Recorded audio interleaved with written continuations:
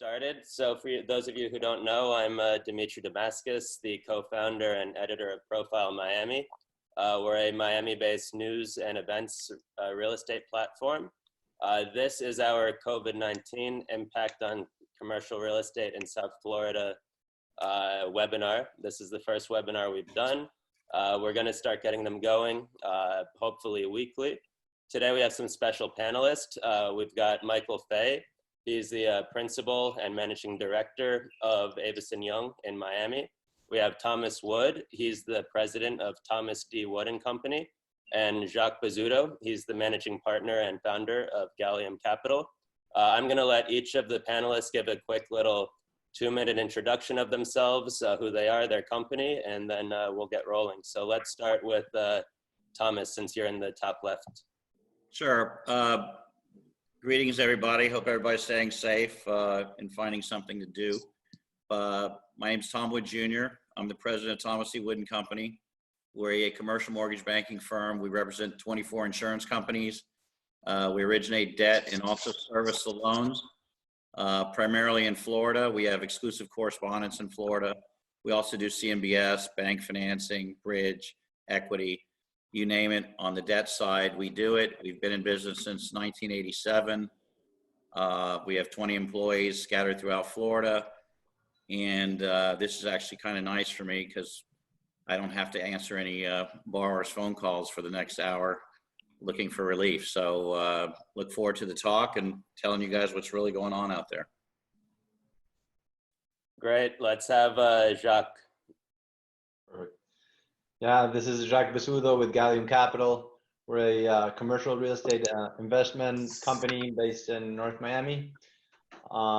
We buy mainly cash flow generating properties. Half of the portfolio more or less is rental housing, multifamily, and the other half is the commercial properties, mainly office.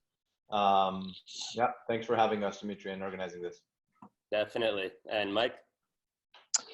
Great. Michael Fay, Managing Director of Avison Miami, but also the Chairman of the U.S. Capital Markets Group Executive Committee. We're seeing, a lot of great things going on that we'll be able to talk about, but our firm and our team really focuses on all capital market investment sales across all product types. We've specialized more in the client relationship than the product type. We've also been handling distressed real estate for 30 plus years. Tom Wood and I literally started our company, Wood Fay Real Estate Group, back in 1989, a couple years after he started the mortgage banking firm, and we had a lot of fun over those years. So Tom and I feel like we're back in the band again doing the stuff. But for us, Avison Young, I also am the national director for the asset resolution team, which comprises about 175 folks around the country in the major markets and tertiary markets. Excellent. And you just got knighted, right? Can we say that? I did get knighted, yes. I am a Knight of Malta, which I'll be a rotating person on the United Nations, one of the United Nation groups, as well as an ambassador to, it looks like, Cayman and Bermuda. So we'll see. It's all going to be very diplomatic stuff, but kind of fun.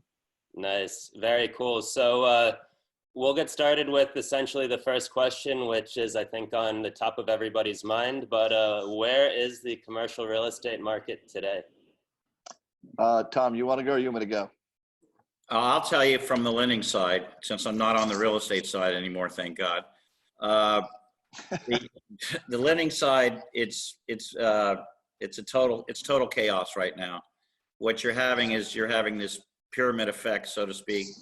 The tenants aren't paying the landlords, and the landlords are reaching out to the lenders for some type of relief. I'm hopeful that this COVID-19 thing goes away in April.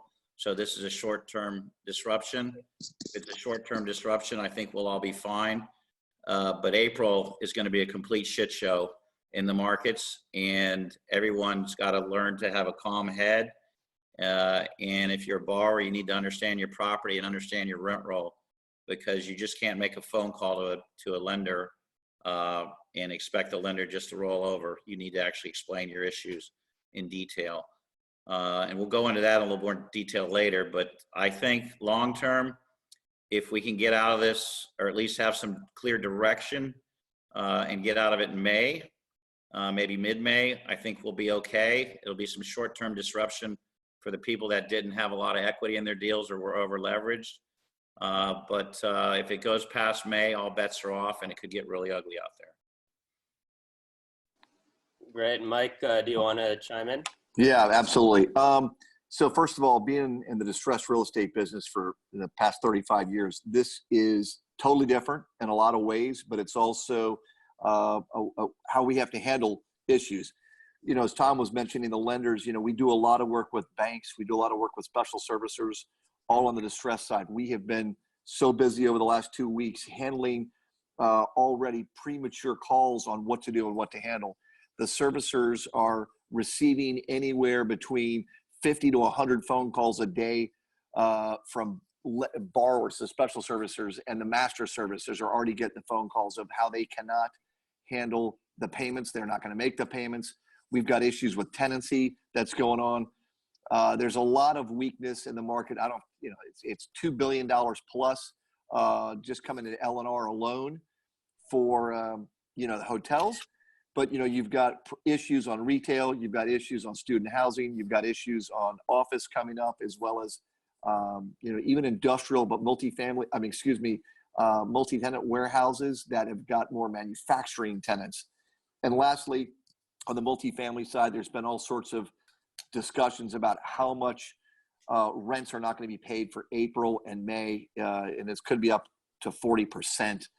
So it'll be interesting, especially with the governor turning around and stopping all foreclosures and also evictions for the next 45 days. So there's a lot of things going on, and I think that we've just got to be patient. We've got to look for opportunities. We've got to help the clients. So there's a lot of things that are there that we're going to have to get into, and I'll talk more about that and more of the nuances in a moment. Great. Jacques?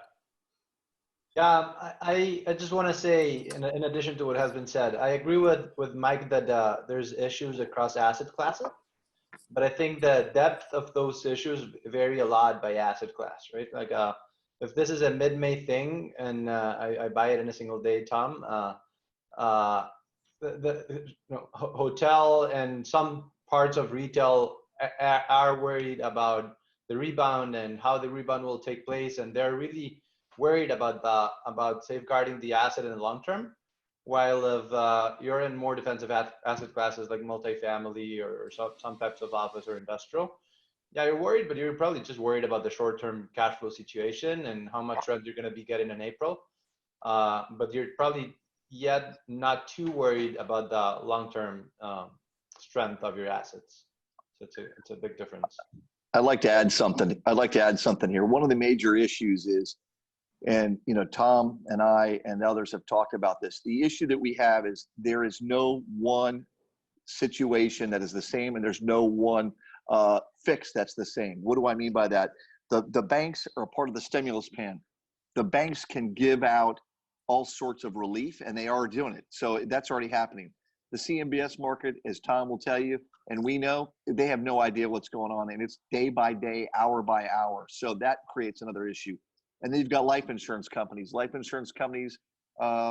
Tom is involved in dramatically on. We're seeing different issues, whether it's a mutually owned or stock owned. We're having conversations across the board. And then you've got also the other larger institutional houses that are trying to figure out what they're doing with their partnerships, where they actually are the lender and also the partner with the sponsor on the deal. So there's a lot of things going on, and there's really, it's going to be very interesting to see how this works, as well as how the courts are going to handle this during the time of relief. So, and we'll talk more in a moment, but I wanted to highlight those variations as well, not only product types, but also lender types. Cool. Well, I think the listeners will get the most value if this is more of a discussion amongst you guys about this. All of you are exposed. Your businesses are definitely going to be affected in one way or another. So let's touch on some of the metrics, the timing, overall leverage, some of this stuff, and just get a discussion going. In my world right now, the issues as follows. The FDIC and the credit unions all got together, and they were probably first to the work outside, and they're able to give out deferment, 90-day deferment with kind of like confetti. It's everywhere. So the banks and the credit unions are way ahead of everybody, and they're able to help their clients out. The regulators for life companies, the NLAIC, is a little behind schedule. They're trying to rule this week.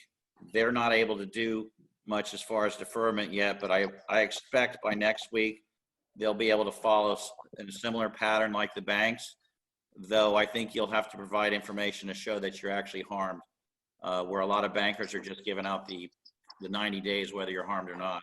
And then you have CMBS, which if you ever had a CMBS loan, good luck. You got to get the master servicer to get to the special servicer to get to somebody that's a decision maker. Some guys would probably tell you the best way to get movement on that is to go in default. I never like to encourage my borrowers to go in default, but I would write a letter to your master servicer right away saying that default is imminent, and that might be the best way to do it. From our standpoint, we collected all of our April payments, and we're now working with all of our clients for relief from May through the August timeframe. Right now, IO is on the table for retail. We're trying to get deferment for hospitality. Those are the two biggest asset classes we see that are harmed. Yet, believe it or not, we're getting calls now from industrial, office, every asset class there is, because I call it the pile-on approach. There are tenants that are in, but why pay rent? Nobody else is paying rent type of theory. So this is going to be, like I said, April is going to be a very difficult month. And I think if there's no clear direction, May could be probably the biggest default month in the commercial real estate industry. So from there, we go to the distress side. But right now, we're focused on, probably the biggest thing we're focused on is talking to our borrowers to learn about all the programs that are out there, the PPP. The PPP was out finally today at about noon. We're passing information on all our borrowers for their tenants, because all their tenants should be all over this PPP program if they qualify, which is less than 500 people. And we're trying to be proactive with our clients so that the borrowers know that in this PPP program, there's forgiveness of debt. And in one of the items that is forgiven is either mortgage interest or rent payments. So right now, we're not worried about as much the stress side as kind of to decide to make sure our portfolio stays healthy, because we have a 500 loan portfolio at about $1.4 billion. And I don't know if you guys know, but working out 500 loans is quite time consuming.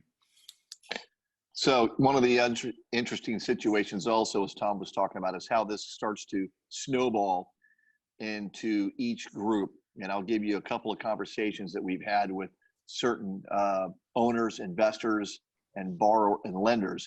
The first is, when you get to a point and you're not going to make your mortgage payment, they're going to make sure you're a good steward of that property. You've got bad boy carve outs, you've got all sorts of things. Tom's laughing. I can see him on the screen right now. I have smart ass nephews sending me texts right now. So. Yeah. So CMBS lenders, that is, smart ass CMBS nephews. Yeah, exactly. So what happens, though, quite frankly, is that, you get these situations where it starts to snowball. And when it snowballs, you've got, are you going to put a capital call to keep all the life safety issues going on? A lot of groups are like, we have no money for your old deals, but we have lots of money for new deals. So you're going to start to see, I think, some mentality shift of what are they going to do with their assets as they further get down the road and understand the texture and the risk analysis, all the way down to where it could be, all the way out to the end of the year. So I think each month that we go through this, it's going to continue to snowball. Well, Tom was talking about May. I would totally believe May will be the biggest, but I continue to see that there's going to be many, many more over the months that come up. So it's very interesting in the snowball effect, and who's going to really say, I'm going to sell now, even though they may not be totally distressed, and try to preserve as much equity as they can, or do they move on and just kind of deal with what they got and try to build up the value of the asset again? It'll depend on the values, and of course Tom will tell you it'll depend also on the loan to value ratios. I'm interested to hear your opinion. With us, basically every single lender has issued deferment programs, but we so far have elected not to participate in them, and we're trying to cover expenses and mortgage payment through like first quarter's cash flow or current cash flow, because we fear of any negative implications that it might have. So have you seen, A, do you think there's any negative implications in participating, and B, have you seen owners all taking them, or are they just like wait and see? Okay, I could answer that easily. First of all, it depends on the lender. If it's a bank, they're giving it out like water, so I'd be the first guy to tell you to take it. Okay, I mean it's never going to go against you or anything. When it comes to the life companies and CMBS, I would tell you for sure make your April payment. Okay, because April payment is for your March interest. You collected your rents most likely in March, and then I would then make a call to your lender and say, look, after you see what the damage is to your rent roll in April, and I said, when you see what your damage is in April, I'd make a call immediately to your lender and say, look, I need some form of relief. Not all of them can offer deferment. Some might only be able to go IO, interest only. But you need to show the rent roll and the damage that you have based on your rent roll due to the COVID-19 issue. So if it's a bank lender that's your lender, definitely ask for the deferment if you feel harmed, and you see it coming, because it's no skin off their back. The FDIC is backing them 100%. If it's a life company, we're not there yet. We're probably real close for hotels, and we're probably at IO for retail right now. I'm sure that'll change a little bit more aggressive as the month progresses. But right now, I think the most important thing for everybody that's an owner is to pay attention to your rent roll, because a lot of your tenants are going to try to pile on this issue, even though they're not harmed at all. I want to highlight one thing. If you're a tenant and or a borrower, get used to your landlord, depending if they're an institutional landlord or a localized landlord. They're going to send you questionnaires of understanding your business, understanding your harm, understanding, are you going to really make it back? What are you doing to be proactive? And as Tom says, participate in the stimulus, the CARES program. That is something that's really important. And as he said, the banks are giving it away. So, that doesn't hurt you. But I will tell you, understanding and seeing some of the larger institutional groups, they're sending out extensive questionnaires to really understand to the borrower and or to the tenants to do this. So I think if you're going to do this, be smart about how you answer these, because it could affect you long-term from a relationship standpoint, or also what other decisions they're going to make about other relief and either making you fail or not fail. So it's very interesting. That's a great. And definitely have your financials in order. So make sure you have year-end 19 done, year to date, maybe at least through February done, and then be prepared to send in exactly why you need it, why you need assistance. I mean, they're just not going to give it to you. The banks are pretty soft, but you're just not going to get it just for asking for it. You got to prove some type of damage. Right. Perfect. Jacques, could you talk a little bit about the restaurants and retail? I know you've got a little bit of that in your portfolio, and maybe how it compares to some of the other asset classes that you've invested in. Yeah, we have just a little bit. We have 2 service centers that we own and manage, and for we are probably 40% open in terms of like the tenants that we have, and this is restaurants, doctors.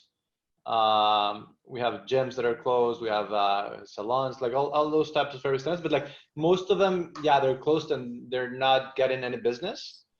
But there's a portion also that are getting some type of business, at least some that is, it's allowing them to pay rent, and many of them are even doing more business than they were before because of the nature of their business. You drive by the plazas that we have, and they seem pretty full. Like you wouldn't think that they're completely shut down. I would say around 5 or 6 tenants only have reached out asking for aid. We're working with them. First thing, we're referring them to the government aid programs, because with these programs they can get support to pay rent, but we can't, right? So we're just trying them to guide them. This is small businesses, so trying to guide them to get that support, so that they continue open, they don't suffer, and we don't suffer. Because I mean, we would love to do more. For some of them, we're doing deferments. We would love to do more, but we also have to pay mortgage and expenses, right? Cool. Demetri, what the real issue is if you think about it, if I spend my entire month doing workouts and cleaning up borrowers, there's going to be absolutely no production going on the lending side. Might as well get into that. Think about it. To get a loan with tenants, you got to get estoppels. If you're trying to close a loan in say June, how are you going to get the estoppels? And I wouldn't be surprised if you're trying to buy an apartment complex, nobody's paying rent because they can't be evicted. So if you think about it from a broker standpoint or a transactional standpoint, it's just going to fall off the cliff in May, June, and probably July, just because it takes 60 to 90 days to close a deal.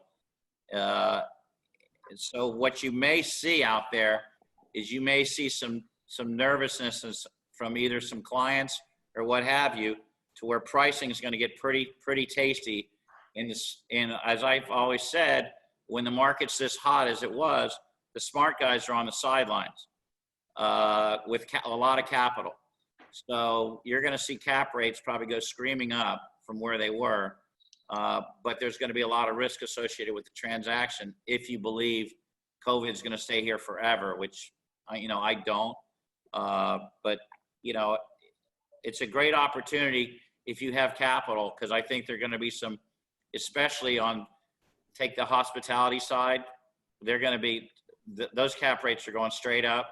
There's going to be deals in retail. Okay. It's going to be, I think it's going to be an exciting market for people that have capital. So for the acquisition people out there, I'd be trying to go out and identify capital sources that you can go to war with in the marketplace, because there'll be some guys that just didn't save for a rainy day. It's shocking to me that people don't have it sounds like Demetri's ready, but there are people that don't have a month's payment ready to make. And you probably shouldn't own commercial real estate if you're running that tight. So, that's something to think about. I want to highlight something real quick on a couple of other issues that we're seeing, but also give you a little bit of market texture and color here. Our team does about $1 billion a year in deals, which is myself, John Crotty, David Duckworth, and the rest of our team.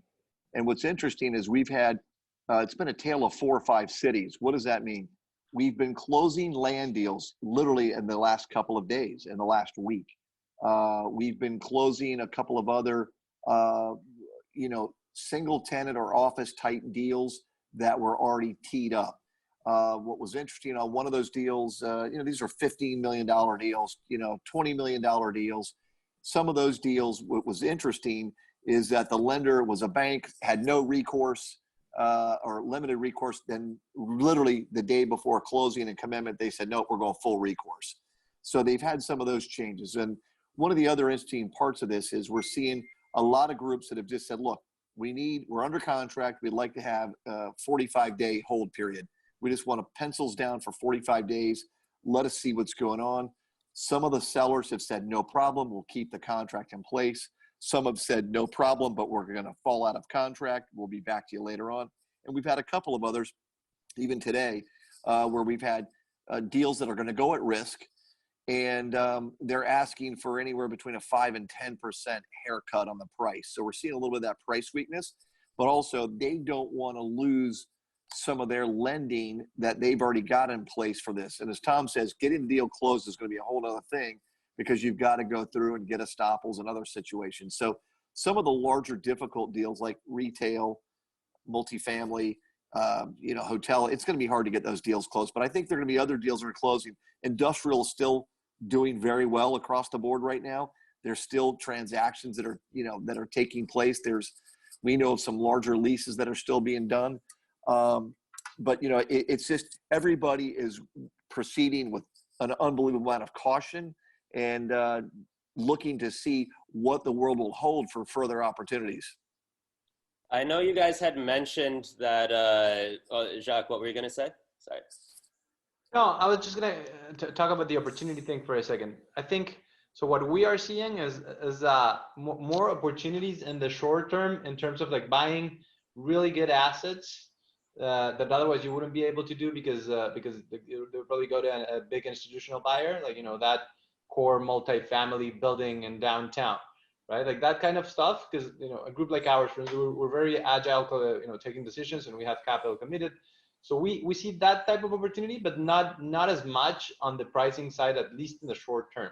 Like if you look at the previous crisis, the real pricing opportunities took 12, 18 months to come, and that is without the federal programs that we have now that are very likely going to delay foreclosures compared to the previous crisis. So we do see, and on top of that, there's so much liquidity in the market that every company that is in the investment side that you talk to, they're like just waiting for this opportunity to try to deploy all the capital that they haven't been able to deploy it over the last 2-3 years. So you're right about that. I think that we have more capital today than we had before. The banks are stronger than what they were. Life companies, everybody was much stronger and has got a load of. We just need the capital markets, the financial markets to settle down, both on the lending side, in the spreads, but also, the stock market. So once you get a little bit of clarity and we start to have, just a better mental mindset. If you look at the VOX index, the volatility index, the volatility index has been dropping, but it goes up and it goes down quite a bit. And I think this is just a mental mindset. We're all sitting here at homes, trying to work and trying to do this. One thing, we are blessed as real estate practitioners to be able to be doing what we're doing. We can do this from home, and we can be doing what we're doing right now, which is sharing information, which is talking about opportunities and talking about risks, and be able to push this thing forward. It's tough for a lot of the tenants who literally can't, they're not doing anything. They're not producing $1 of any inflection in the economy whatsoever. So we're lucky that way. So everybody that's on the phone, I think we all need to be blessed from that standpoint. Guys, the one thing you're forgetting about is there's going to be an absolute ton of bankruptcies that come out of this, and space that's given back from these retailers, even some hotels. There's going to be a lot of BK that comes out of this because I can tell you the credit markets are just blown up over the junk bond credit market. Yields are ridiculous. So you're going to see a lot of bankruptcies and a lot of space given back. So it's going to take guys. There's been a lot of distressed opportunities because when this space is back, if the guy's not there to service his debt, he'll probably just give the keys back to the lender, especially if it's a CMBS guy or what have you.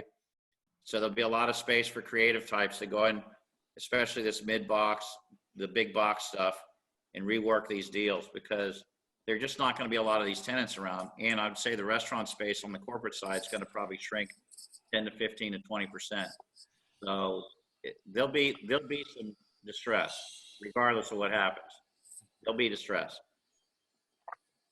Will there still be enough debt for purchases to be made, or is this all going to be paused for the foreseeable future? Like, what do you expect for deals that people might need a loan to close, even if they're getting great value on the property?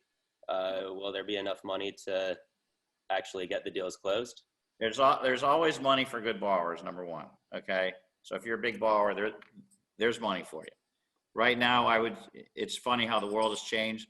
The pricing's flipped. Now the banks have the most competitive pricing. They could swap into a 10-year deal a lot cheaper than anybody else.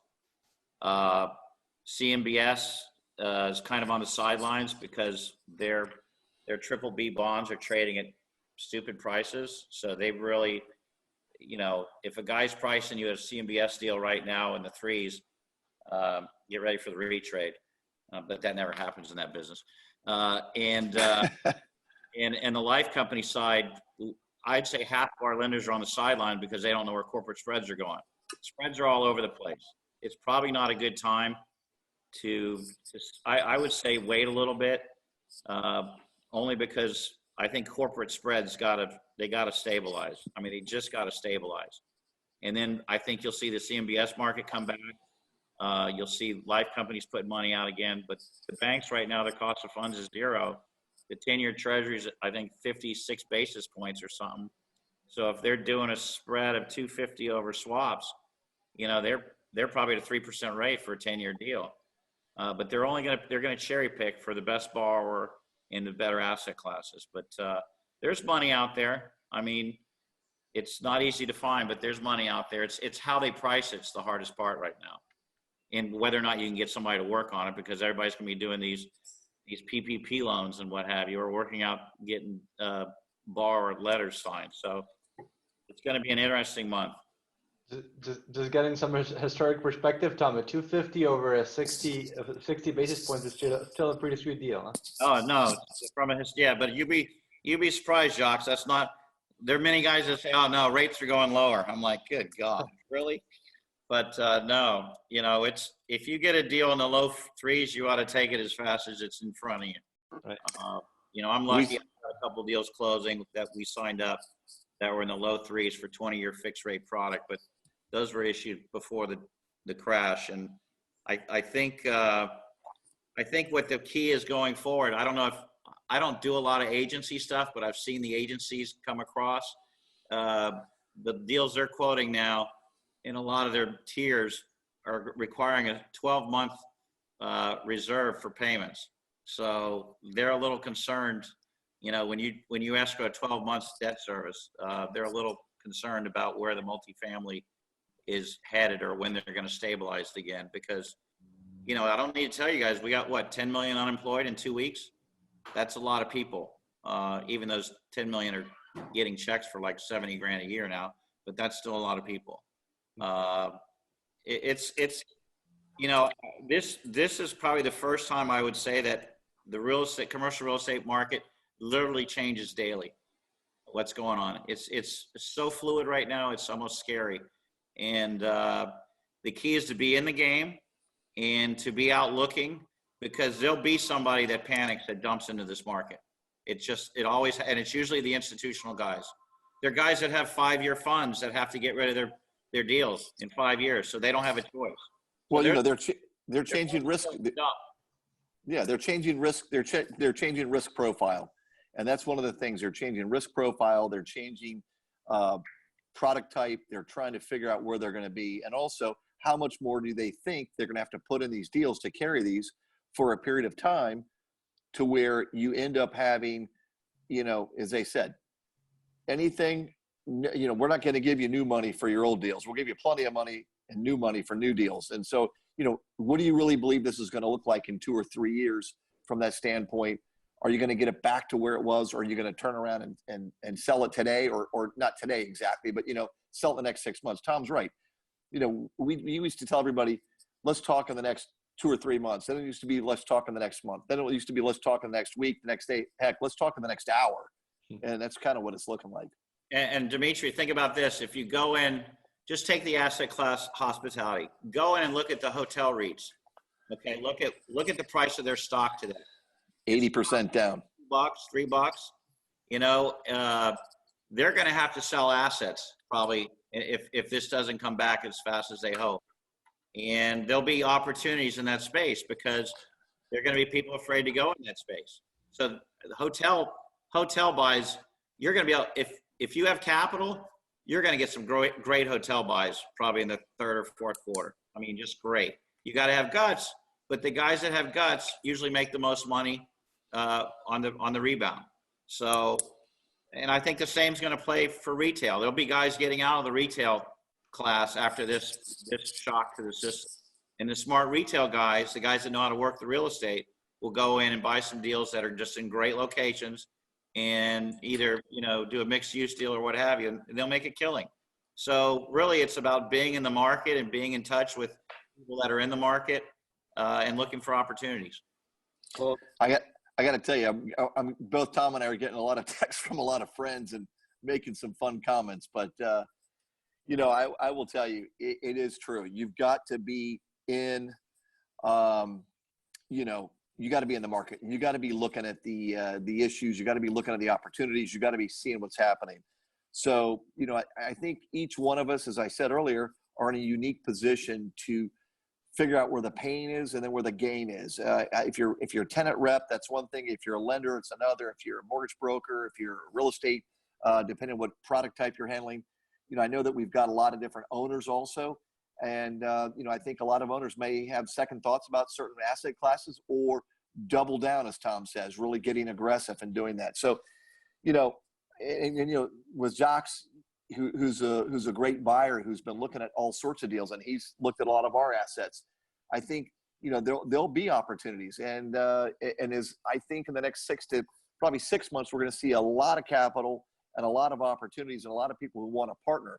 One little piece that I won't tell you who, because I don't want to breach any confidentiality, but there's a couple of larger groups that are taking in more money to go into real estate funds right now on the smaller side. I'm talking about the $3,000 to $25,000 investments. And they've never seen such an inflow for this, where everybody wants to participate some way. Now, these are large, you know, multi-global conglomerates that are talking about this, but it's interesting to see how, you know, the market money on the sideline, which there's only two asset classes. It's going to go to stocks or real estate, one or the other. And that's what's going to end up happening. Well, could we talk a little bit about how retail may change with the social distancing and everything that we're seeing now? When we emerge from this crisis, will retail be the same, or is there going to be differences that we'll see from as it was before? Jacques, I'll leave that to you. You actually own retail. So I think hopefully this is a 2 to 3 month thing. If that's the case, I think there won't be a big change. I think society would, you know, we're all just trying to get back to normal. So we're all craving social contact. So I think, especially with this support that the government has signed, it'll be back to normal. If it's more than that, even it's a little bit more than that, what worries me the most is the space that is going to become available in the market, because it's not only, yeah, your service retail is probably going to be back pretty easily, but there's a bunch of e-commerce exposure that you know, it's retailers that were already sick, to go with the virus analogy, and this is going to accelerate their death, and probably we're going to see a lot of space available, and that could change the entire dynamics of the market. And not only that, but also like the relative pricing dynamic between asset classes.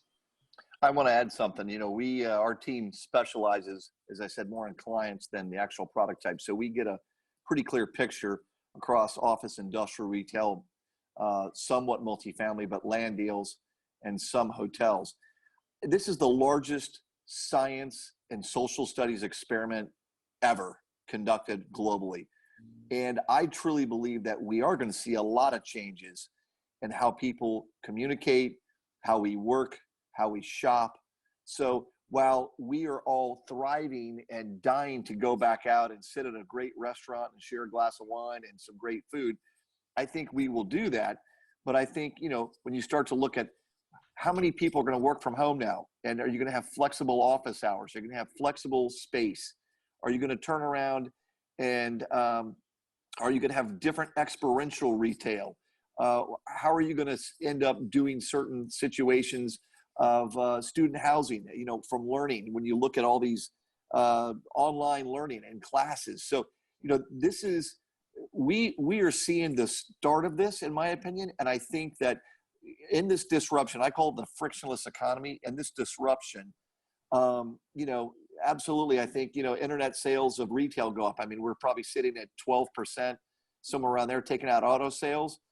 You know, 12% of all retail sales, that's just, it's so small if you really think about it. But I think that'll grow, but I still believe retail is here. And if you look at food stores, you look at, you know, all the drugstores, you look at healthcare, you look at charter schools, you look at all these different, you know, just different pieces. I think it's going to be very, very interesting to see how this changes. But I think there'll be some really big bright spots. I don't know. I'm kind of I'm the guy that thinks this all goes away and we forgot about it. The only thing we'll do is prepare for it maybe next time, to where we'll actually have a test, have hospitals ready to go, have, ventilators. I think we are all going batshit in our houses as soon as this is over. We're all going to be at restaurants. We're all going to be at football games. We're all going to be everywhere in top of each other again. And we'll all remember this as a learning experience for the country, that every state and our federal government needs to be prepared for when some Chinese guy eats a bat. I mean, this is ridiculous, okay? I think Barry Sternlicht did it the best on CNBC when he just like, guys, look, people are going to get out of their houses. They're going to travel. They're going to stay in hotels. The key for me is this can't go long. If this goes long, we're going to go probably into a depression, not a recession. And, I hate to say it, but when the kids were in the boats outside of Normandy, I don't think they had an option to get out of the boat. So, in May, I think we're going back to work, whether we want to or not. And because otherwise we're not going to make it as a country. And I think by then, hopefully we'll have enough masks and, ventilators and gloves and everything that we didn't have, and I think this country is smart enough, and I think it's strong enough to where we'll be back at work for sure by June. And I think it's going to be more like mid-May. And I think by September, hopefully this is all in the past, but it's a great learning experience.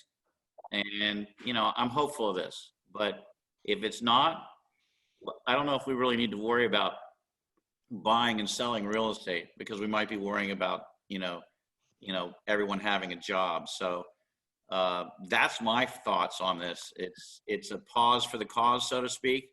And let's hope in the next 30 days, they come up with better testing, better equipment, masks.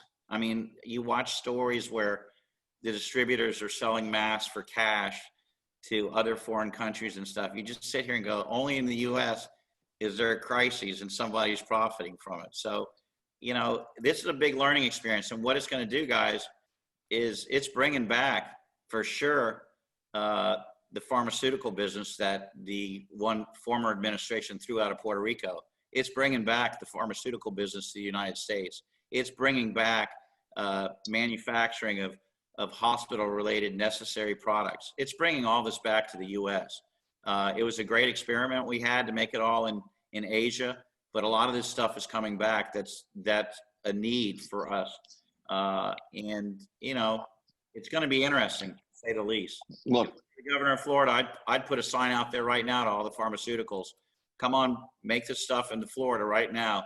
We'll give you tax incentives. Let's go, because this was a great learning experience of how unprepared we were for something that was a possibility. look, I would, there's a lot of sentiment there that I agree with, but I will tell you this: whenever there's this kind of disruption and whenever there's this kind of an issue, people will look for opportunities to make changes. And I think people, we're going to see change. We're going to see change. And the change is going to be very minute in some areas and very, very big in other areas. And I think we just all need to be understanding of So what Mike, this has done. Mike, let me ask you a question. Do you think people leave New York City in Do I droves? think people in droves? Well, look, they're already leaving in droves now. They've been coming to Florida, Tom, for the last. That's a money reason, though. Okay, well, it's okay. But no, do I believe? Look, people love people, right? I'm a people person. I'm one of those happy, optimistic guys out there, and I'm still optimistic and I'm still happy, and I'm a friendly guy. I love it. I mean, I love being able to be with people. So I think we're all going to get back. But I think if somebody walks in the office and goes, they're going to send them home in shackles, handcuffs, and wrapped in plastic. So I think a lot of people are going to be very sensitive to that as this burns down. I think it's going to take probably a year or so to burn down, but I believe we're going to take off like a rocket, probably, as you said, in the next, if we can get through this to the end of May, through May, and we go on, we're going to be in a great, unbelievable situation for understanding the magnitude and the speed and the resiliency of our economy. I do believe in that. Well, they built the PPP for 2 months for a reason. They're expecting everyone to be down for 2 months. So Yep. Yep, exactly. Like I said, if we're not back to work in June, I think it's gonna be mid-May. June, how about May 1st? May 1st is what I want. Yeah. Then again, I'm going in the office now, so I'm kind of a freak. But look, guys, it is what it is. We have to deal with it. The one thing you got to understand about the United States is there's a lot of smart people here, and they're going to figure this stuff out in the next 30 days. Trust me. They're not going to have a vaccine. I'm not that stupid, but they're going to have ways to save you, or something to give you, or a test to give you. For all we know, everybody in this picture is happy, okay? Because it's a very asymptomatic virus, and but I really don't think you're going to get a bunch of 30-year-olds to leave their apartments in Brickell because they're living on top of each other and move to Kendall. I just do not ever see that. Okay, I'm agreeing. That's not going to happen. 30-year-olds, they're not waiting in traffic for an hour and a half to go downtown. So, we all have to be a little realistic about this too. So ask a couple questions. Let's hear them from the audience. Oh yeah. No. So I was about to say we're getting quite a few questions from the audience, so I want to make sure we get to them. I know Mike has a hard stop at 4. So the first question is, how does the CARE Act, we touched on it before, but how do you guys think the CARE Act is going to affect commercial real estate? I've been told that people are hearing 2 different opinions, and I just want to hear from you guys. What's your opinion? I know a lot about it since I've been working on it myself. Basically, it's 2.5 times your payroll. Okay, so if you do the math, 2.5 times, it's payroll divided by 12 months. So it's 1 month of payroll times 2.5 times. So obviously, it gives you 2 months of payroll and a half of something for something else, and it only gives you rent. Okay, so rent or insurance. So I think it's going to be good for individual businesses. This is where, in my opinion, if you're a leasing broker and you have clients, this is where you need to be right now. Where I'm with my borrowers, the leasing broker should be with their tenants, and they should be in their offices helping them fill these forms out, because these forms are confusing. Okay, so you're talking about 2.5 months. So the guy had an average payroll of $100,000 a month. That's $250,000.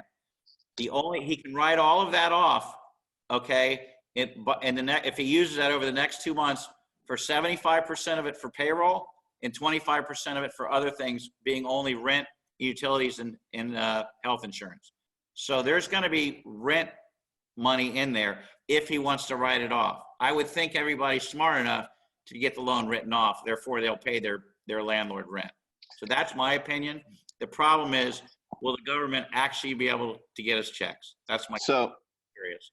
So I want to say one thing, which is different perspective, and also I've got a little different knowledge of certain things. We're going to have at least 2 more stimulus packages or amendments to this, either expanding this greatly for commercial real estate and or the other parts of lending, and this goes across cars, credit cards, all sorts of different things. And it's almost like one big pause button that they're going to have to hit and have a restart. Pause, then restart. So I believe that we're going to have at least 2 more. And I think during that time, we're going to end up then hopefully supercharging. You have to remember something.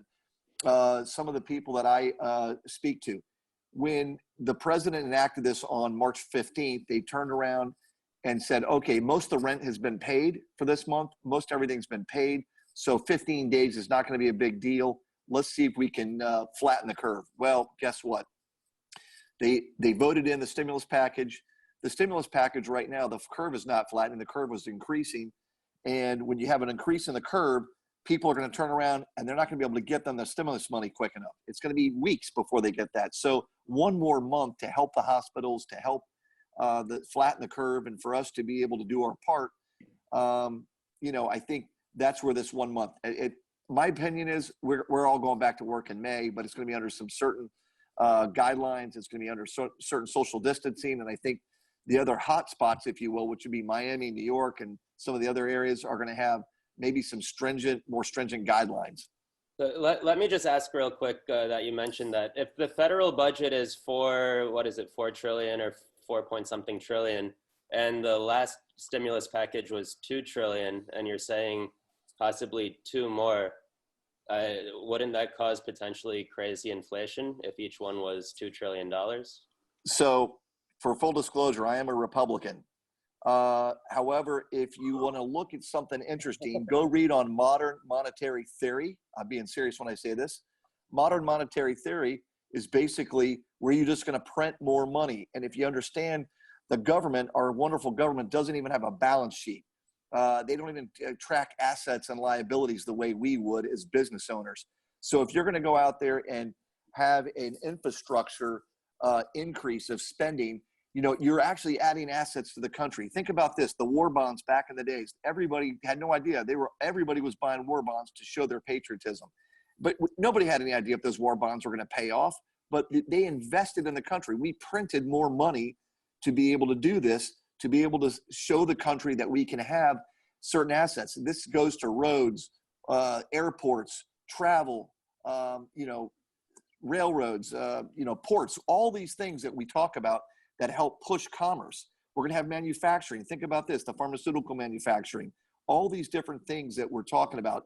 So while I'm not a big proponent of Bernie Sanders personally, but a lot of people are, modern monetary theory might be one of the things that takes us out of this crazy situation that we're in. And the U.S., by the way, is more blessed than any other nation in this world to be able to control that, to avoid inflation. So sorry to go on a little bit of an economic rampage there. Demetri, from Economics 101, you're 100% correct. The only difference is we're still the most, you get yield from our debt, and we're the safest. When Germany's negative 50 basis points and Japan's 0, and we were paying a point or whatever, it's the best game in town. So if Europe heats up to where their inflation, if they can get actually price and credit quality, we would be in trouble. We would be in trouble, or we would have inflation. But until the alternative products are there, our treasury bonds look pretty good. And we're going to have to pay this stuff back. And we can't be in denial that we can't keep printing money. But fortunately, that's going to be your generation and not mine. Evil. So another question from the audience. What are the key differences between the 2008 crisis and the COVID crisis? The stimulus package 101, that's the answer.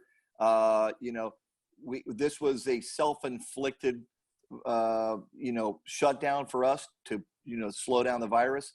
The last time it was, financial, just rummaging and doing everything else. So I think this time, we're going to see probably, that's why it's going to be a quicker, hopefully shorter time. And then also, I think the stimulus package, which will be expanded, in my opinion, by at least 2 more times, we'll see that kind of help from the government where we did not have that help from the government in the past.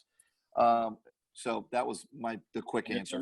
The banks are a lot healthier today. So I mean, you're not going to, it's not a Wall Street driven issue. It's not a financial crisis. It's more of a demand crisis, because they've shut us out of going out and buying services and what have you. And that's what I'm saying. The sooner we get released to go back out, the better it is for everybody.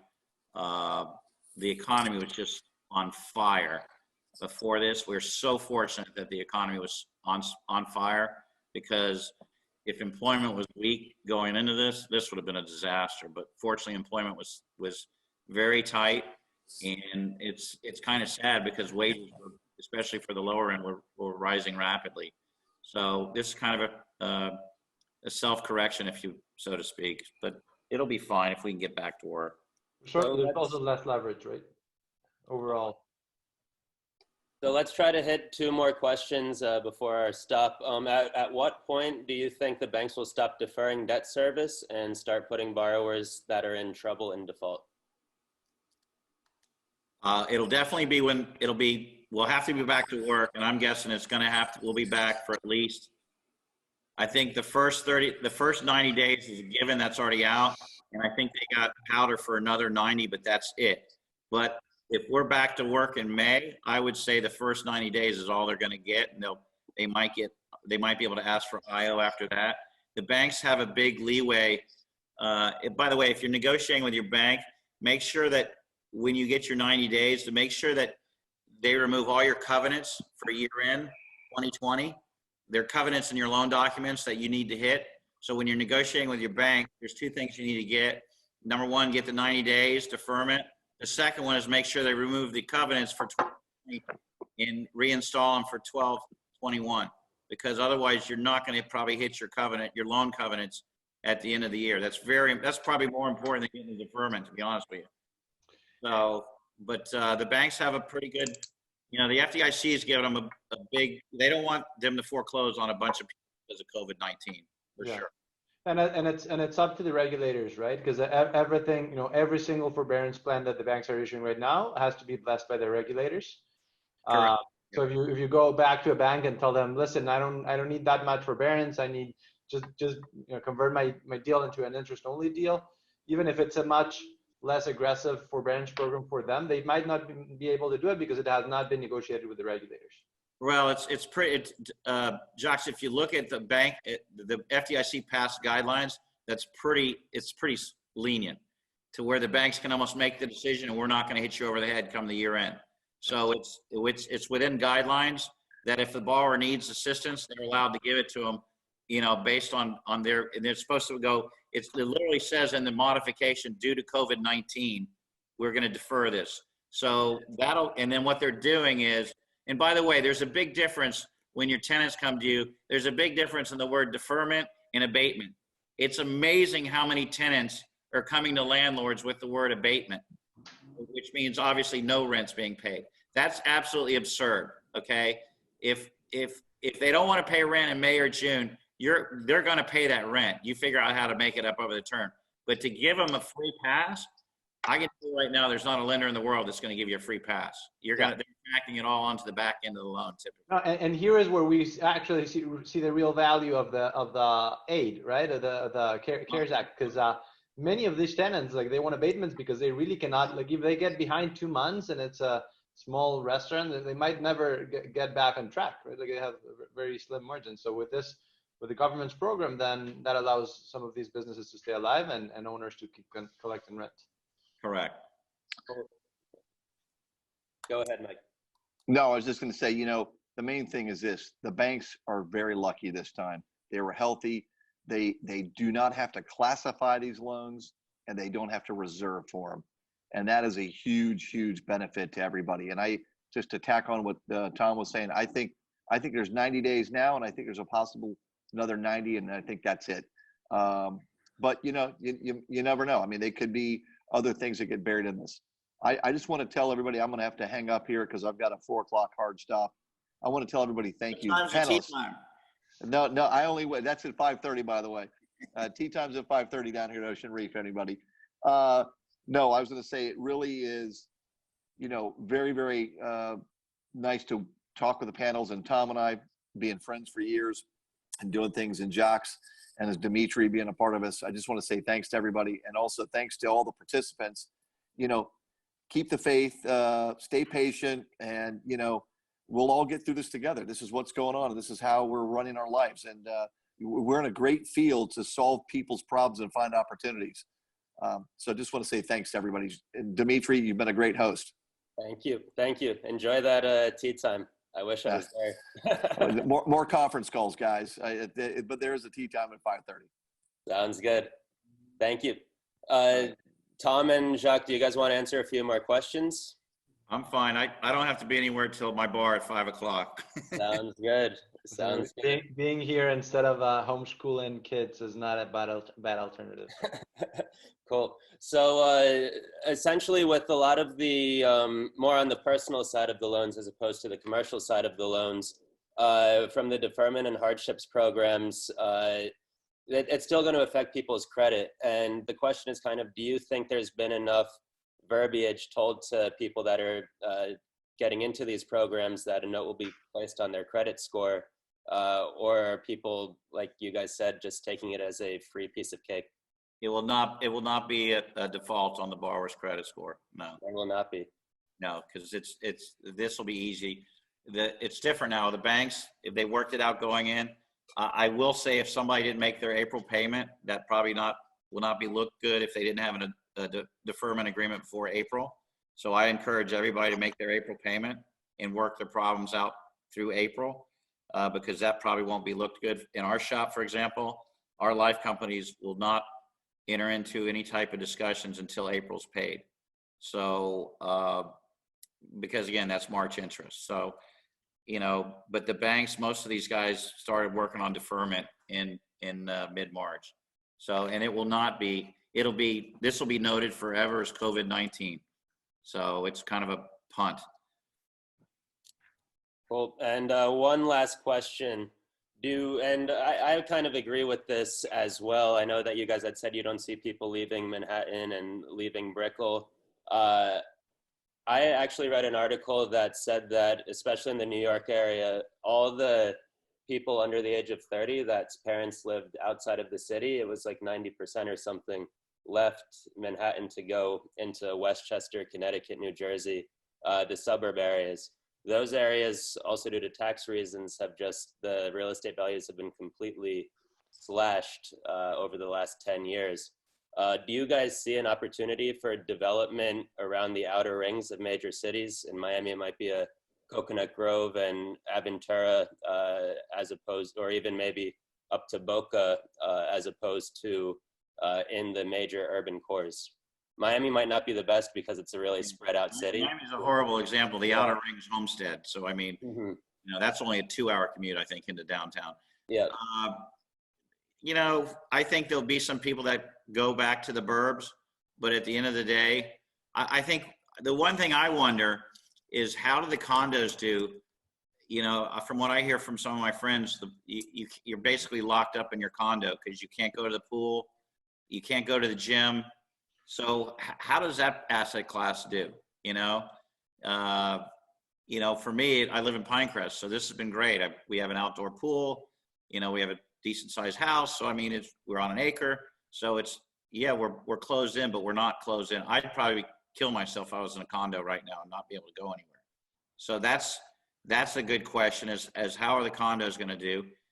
And, I don't know, guys, if you look at Florida's statistics, we're either really late to the game or the heat has something to do with it. And let's all hope it's the heat, right?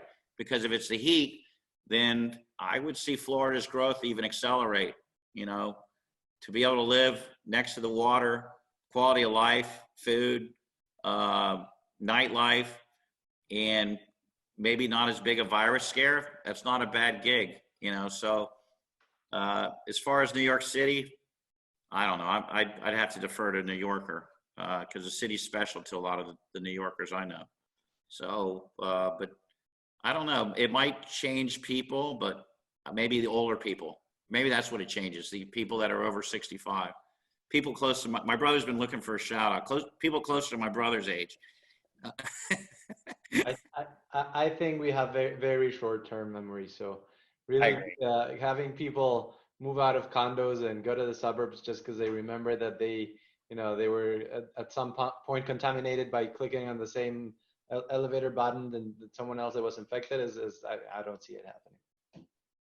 Great. Well, thank you very much, guys. This was a great discussion. We're going to try to get some more webinars going while we're all stuck in quarantine. So keep an eye out on Profile, keep an eye on your emails, social media. Thank you, Tom. Thank you, Jacques. And everybody be safe and be healthy.